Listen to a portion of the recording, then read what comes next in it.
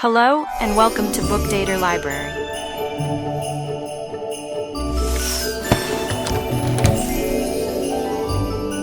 The Romance of a Christmas Card. If you are new to our channel, we recommend you to read from the first chapter in this playlist. Chapter 2. It's never good of me to come to talk with you, Letty. And the minister's wife sank into a comfortable seat and took off her rigolette. Enough virtue has gone out of me today to Christianize an entire heathen nation. Oh, how I wish Luther would go and preach to a tribe of cannibals somewhere, and make me superintendent of the Sabbath school. How I should like to deal, just for a change, with some simple problem like the undesirability and indigestibility involved in devouring your next-door neighbor. Now I pass my life in saying, love your neighbor as yourself, which is far more difficult than to say, don't eat your neighbor. It's such a disgusting habit and wrong besides, though I dare say they do it half the time because the market is bad. The first thing I'd do would be to get my cannibals to raise sheep. If they ate more mutton, they wouldn't eat so many missionaries. Letty laughed. You're so funny, Reba dear, and I was so sad before you came in. Don't let the minister take you to the cannibals until after I die. No danger, Letty. Do you remember I told you I'd been trying my hand on some verses for a Christmas card? Yes. Have you sent them anywhere? Not yet. I couldn't think of the right decoration and color scheme and was afraid to trust it all to the publishers. Now I've found just what I need for one of them, and you gave it to me, Letty. Yes, you. Tonight, as I came down the road.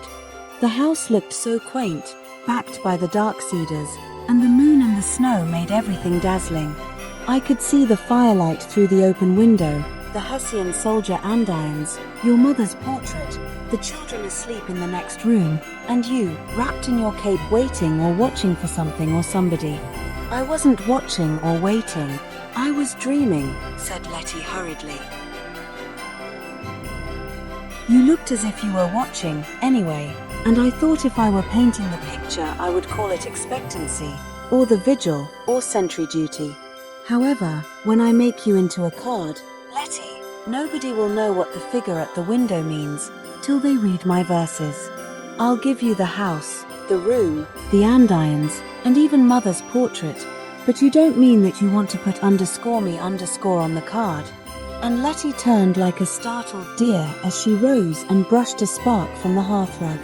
No, not the whole of you, of course, though I'm not clever enough to get a likeness even if I wished.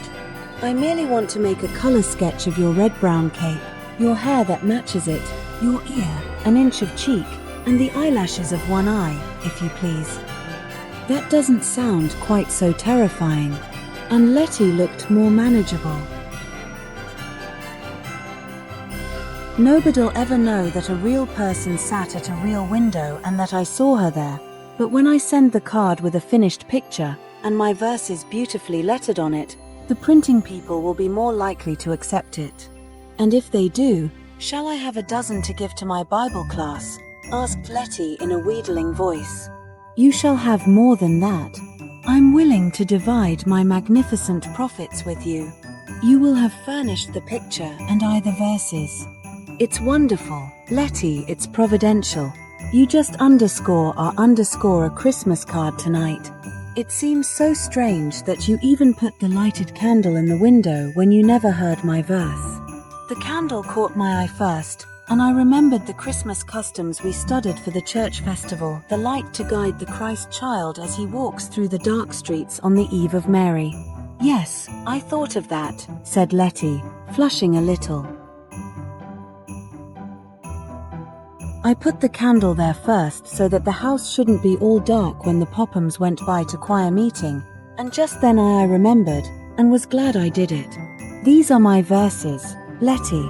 And Reba's voice was soft as she turned her face away and looked at the flames mounting upward in the chimney. My door is on the latch tonight. The hearth fire is aglow. I seem to hear swift passing feet, the Christ child in the snow. My heart is open wide tonight for stranger, kith or kin. I would not bar a single door where love might enter in. There was a moment's silence, and Letty broke it. It means the sort of love the Christ child brings, with peace and goodwill in it.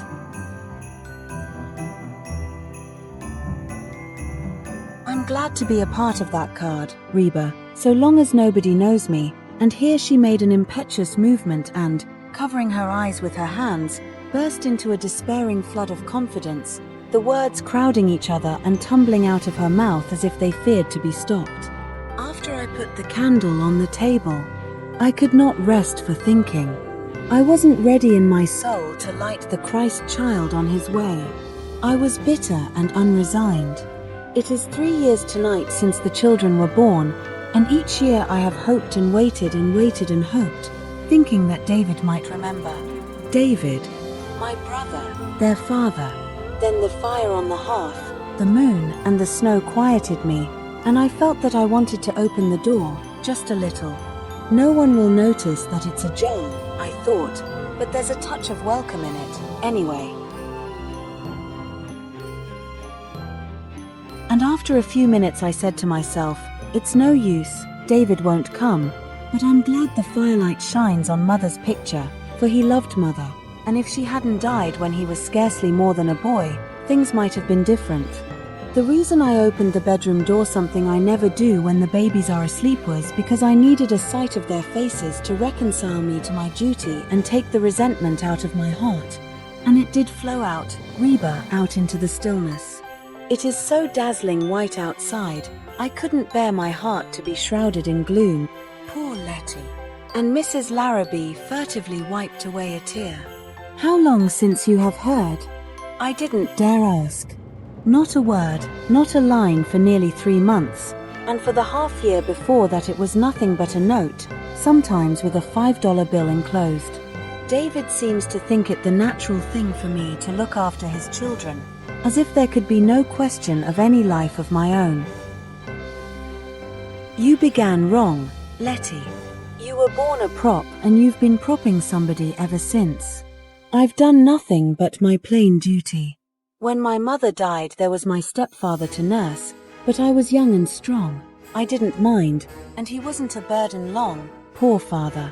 Then, after 4 years, came the shock of David's reckless marriage. When he asked if he might bring that girl here until her time of trial was over, it seemed to me I could never endure it. But there were only 2 of us left, David and I. I thought of Mother and said yes. I remember, Letty, I had come to Beulah then. Yes, and you know what Eva was. How David, how anybody, could have loved her, I cannot think. Well, he brought her, and you know how it turned out. David never saw her alive again, nor ever saw his babies after they were 3 days old. Still, what can you expect of a father who is barely 21? If he's old enough to have children, he's old enough to notice them, said Mrs. Larrabee with her accustomed spirit. Somebody ought to jog his sense of responsibility. It's wrong for women to assume men's burdens beyond a certain point. It only makes them more selfish. If you only knew where David is, you ought to bundle the children up and express them to his address. Not a word of explanation or apology. Simply tie a tag on them, saying, "Here's your twins, but I love the babies," said Letty, smiling through her tears, "and David may not be in a position to keep them." "Then he shouldn't have had them," retorted Reba promptly, "especially not 2 of them. There's such a thing as a man's being too lavish with babies when he has no intention of doing anything for them but bring them into the world. If you had a living income, it would be one thing, but it makes me burn to have you stitching on coats to feed and clothe your half-brother's children. Perhaps it doesn't make any difference now," sighed Letty, pushing back her hair with an abstracted gesture. "I gave up a good deal for the darlings once, but that's past and gone. Now, after all, they're the only life I have, and I'd rather make coats for them than for myself." Letty Boynton had never said so much as this to Mrs. Larrabee in the 3 years of their friendship, and on her way back to the parsonage, the minister's wife puzzled a little over the look in Letty's face when she said, "David seemed to think there could be no question of any life of my own," and again, I gave up a good deal for the darlings once. Luther, she said to the minister, when the hymns had been chosen, the sermon pronounced excellent, and they were toasting their toes over the sitting room fire. Luther, do you suppose there ever was anything between Letty Boynton and your Dick? No, he answered reflectively, I don't think so.